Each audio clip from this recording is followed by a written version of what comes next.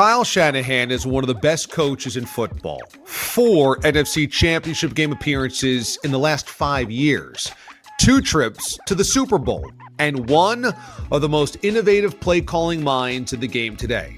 But after yet another soul-crushing loss in a big spot, I'm not sure he ever recovers. Hey, before you go any further, remember to subscribe to this channel. Just click on that button below me and you'll get fresh videos every time they're uploaded, plus notifications when we go live. These are not just losses. These are knives through the spleen. These are pull out your heart. Watch it as it still beats.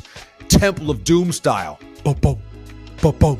These are the types of losses that haunt you forever. Not just when you sit down for an interview with a media member, not just when a fan brings it up at Cheesecake Factory. These are failures that you wake up sick over, that you mentally rewind 50 times in the shower. 50 times in the shower.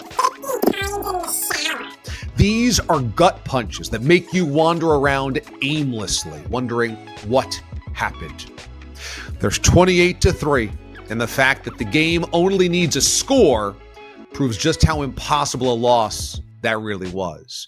And while the Falcons' defense was ripped open without a tourniquet by Tom Brady, no one will ever forget how Kyle Shanahan refused to play it smart, run the ball, bleed clock, kick field goals, instead of walking to the edge of the cliff and dangling your foot over. There's the loss in the NFC Championship game 3 seasons ago to the Rams, when a 10-point lead evaporated, poof, in the fourth quarter.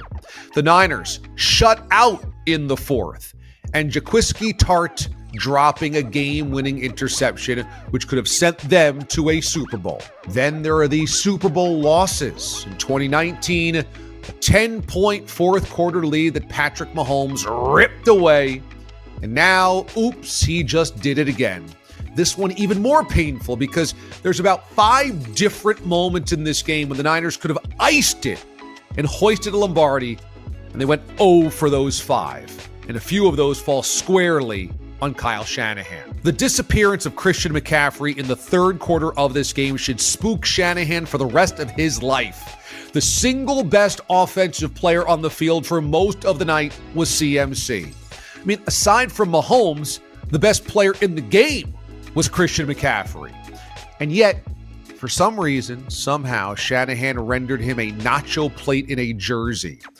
On Super Bowl night, with a 10-3 lead coming out of the half, the Niners were gifted the game as Mahomes threw into double coverage, forcing it. And San Francisco had a rare mistake from number 15. They were set up inside Chiefs territory. This was the game. With the problems KC had moving the football all night and the relentless Niners pass rush making Mahomes' life miserable, a 2-touchdown lead right there would have been truly daunting. And here is where Shanahan unravels. The Niners go backward, 3 and out, and now they've got a punt. Okay, the next possession. Another 3 and out. Another punt. The possession after that. Guess what? 3 and out, another punt. The Niners had 3 drives to create a 2-score lead. 9 plays, a total of -2 yards. A trio of 3 and outs. Yes, 3 drives, a total of -2 yards. And McCaffrey could only be found in a milk carton. In those 9 plays, McCaffrey touched the ball twice. He had scored the only touchdown of the game on that wacky wide receiver option in the first half when he grabbed that lob from Jennings like Sonic the Hedgehog nabbing a ring and zoomed into the end zone. The game in the balance. Kansas City on the ropes. 9 plays. McCaffrey touched the ball twice.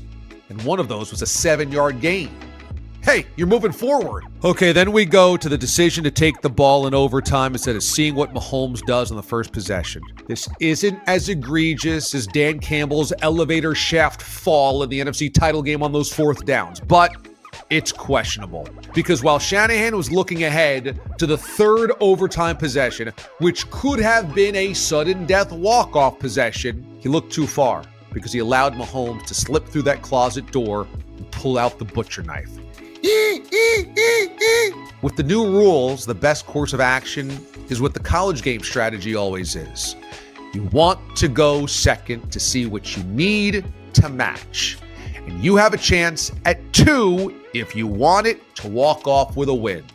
By taking the ball first, he allowed the Chiefs to grab the reins because now they could afford to be aggressive because they had to push on 4th downs. They had to match the score, and they knew what they needed to do to end the game. The history isn't good here. There's very few instances of coaches who have lost their first 2 Super Bowls and come back to win one. The best thing Shanahan has going for him? Age. He's only 44. He could have another 20 years to finally find a way to hoist a Lombardi. In 7 seasons, he's already been to the big game twice. Don Shula once lost his first 2 Super Bowls. Super Bowl III as head coach of the Colts, a humiliation against the Jets, and then shellacked by the Cowboys 24-3 when he was with the Dolphins.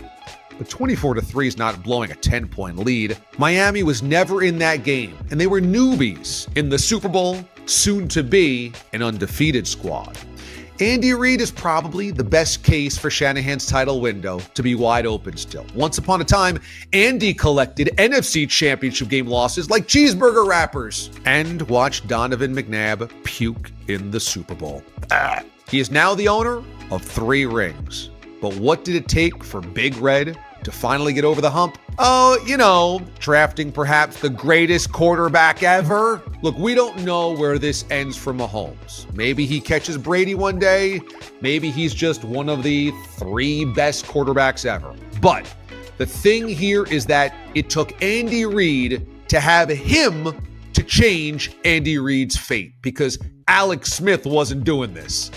And is that what Shanahan needs? One of the greatest quarterbacks ever now? Mahomes is today's Michael Jordan, preventing really good teams, great teams, from winning rings. The Knicks, Pacers, Jazz, Suns, Blazers, Sonics know what it's like to be good enough to win, but have bad enough timing to have to hit Jordan in his prime.